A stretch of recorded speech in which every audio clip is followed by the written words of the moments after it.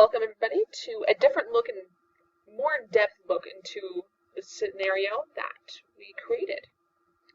So kind of as a refresher, Joey, a 4th grade student who is halfway through his school year, is very shy and he's also not very confident in himself.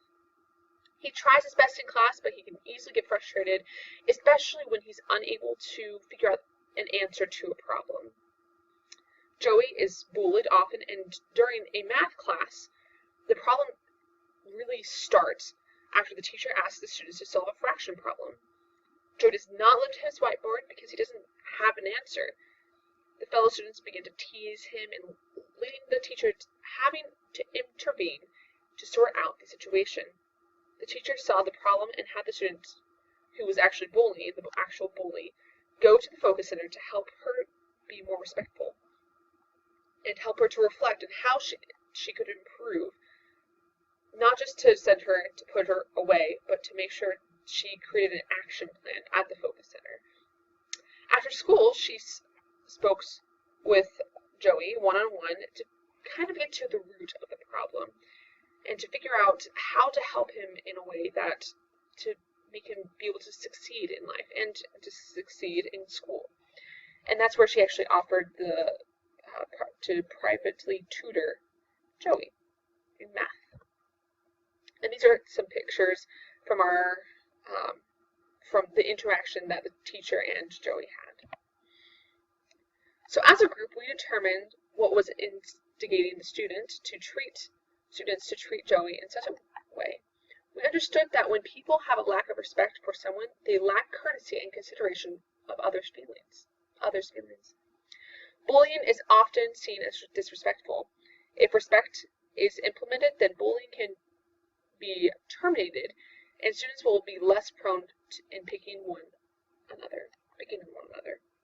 If a student is able to teach their students what respect is and how to show it, then it can help a student realize the importance of respect. In addition, when situations such as bullying arises, they can be more courteous and have more regard for the other students. And also, even if the situations do arise, such as bullying or even bullying, the students can learn and create an action plan to be able to improve themselves. Because even though we all want to be perfect, school is a place where we can learn to be better.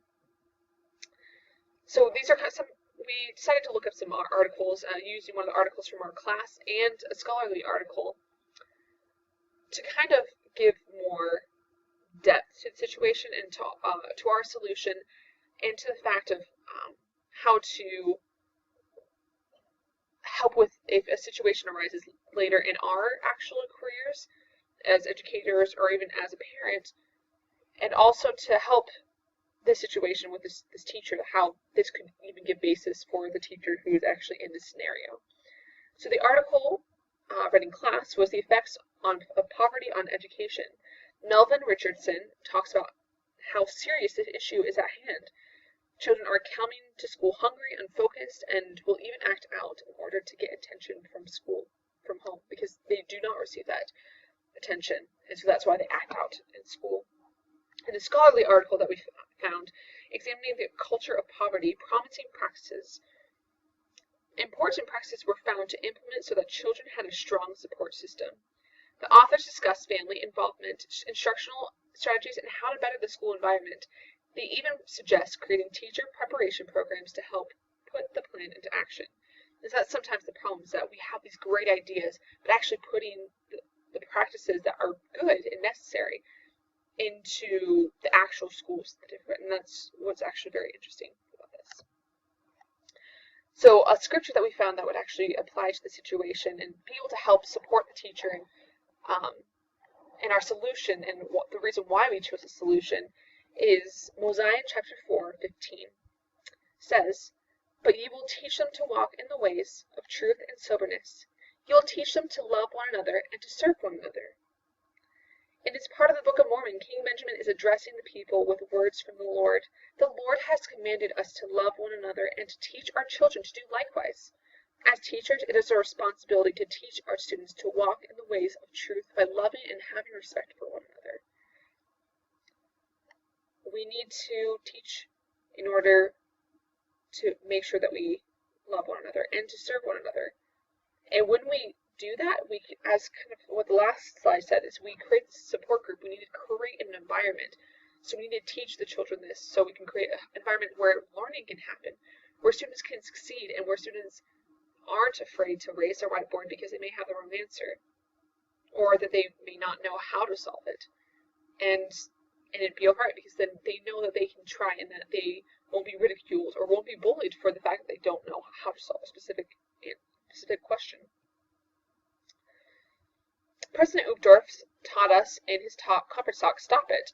When it comes to hating, gossiping, ignoring, ridiculing, holding grudges, or wanting to cause harm, please apply the following. Stop it. If we do not want bullying to occur, then we have to teach it. We need to be teaching this in our home. If we want gossip and bullying to stop children and help them to see the importance of treating others as Christ does. President Uchtdorf also said, we simply have to stop judging others and replace judgmental thoughts and feelings with a heart full of love for God and His children.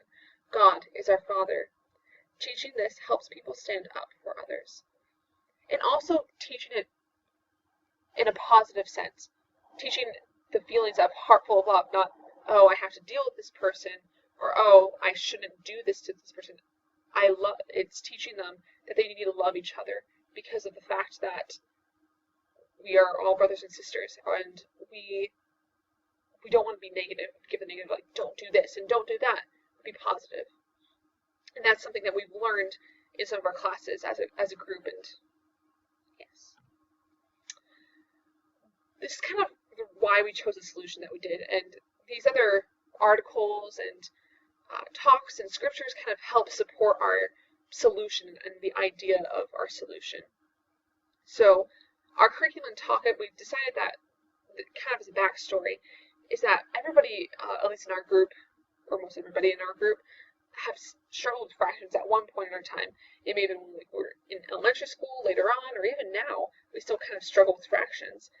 And we felt that that was a good topic to kind of have some tension arise in that situation, and we know that tension could happen in the situation because at this point in time in 4th grade, they had already been learning about fractions for a year, and it can be a real struggle for some students, and many students in fact. In the Setting Limits in the Classroom book by Robert J. McKenzie and Lisa Stanzoni, it's actually a picture of the book is right here in the corner, bottom right corner. They describe how to deal with situations like this, and how, like, a situation where they're actually breaking the rules, you have a set way of kind of giving disciplines, and that's why the bully was actually sent to the focus centers, because it's the first time out, and this would allow the student to be able to recognize what they did, and then how and why that was against the rules, or something to the effect of that, and also to be how to plan to become better. And that's what is nice about the focus center. The teacher, which is another reason why we chose a solution, is that we wanted to have the teacher discuss with Joey to figure out what the source of the problem is, because since we were the ones who created the situation, we knew what the problem was. But the teacher, who's kind of on the outside and doesn't necessarily watch the student all day, every day, but they watch the student, watch Joey specifically for most of the day, she needed to really get to the roots of the problem and find out what was going on. And in this case, it was Joey, because he had some problems at home and he wasn't able to get the help that he needed. And there are other different problems that happened. And what was good that the teacher did, that we decided that would include in the solution, is that the teacher extended a helpful hand and offered a solution to Joey in order to fix the problems, and actually followed through with her fixing the problems, even though we didn't show it in our video. The principal at Kennedy Elementary School, he talked about how if a student is being bullied, or even students in general, we need to become their advocates. We need to support them, and kind of like we talked about earlier, how we need to support them. We need to create this environment in the classroom where students aren't afraid to make mistakes, that they aren't afraid to lose and to get the wrong answer. We need to do that in the classroom and even at home, where it's all right to make mistakes. It's just we need to learn from them is the real key. So our whole group are from different locations. We were brought up differently, went to different schools, and we have had different experiences, and some have been very good and some have been bad. This has really helped our group as we've worked on this project. Because of our diversity, we were able to have several different perspectives that have helped us make decisions and come up with great ideas during this project. And these are kind of the different sources that we pulled from, also from the Setting the Limits book in our classroom and the principal. But I hope you've enjoyed our presentation, and I hope you guys have a fantastic day. Bye!